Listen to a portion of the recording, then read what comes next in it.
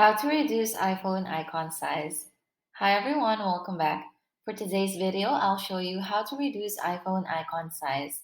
To begin, all you have to do is tap on Settings. From Settings, just scroll down and look for Display and Brightness. Tap on Display and Brightness, and on this page, just scroll all the way down and tap on Display Zoom. As you can see, my display zoom is currently set to larger text, and that is why when you go to my home screen, you would notice that my icons are a little bigger than normal, but that's because of this. And if you want to reduce the iPhone icon size of these icons, all you have to do is basically set it to default and then tap done at the right top corner of the page. So once you tap done, your iPhone will turn off and it should automatically come back on, and you should now see the standard size of your icons.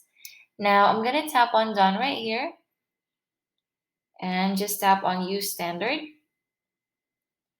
And now my iPhone has turned off, so I'm just gonna wait for it to come back on. But as you can see, it is now set to default.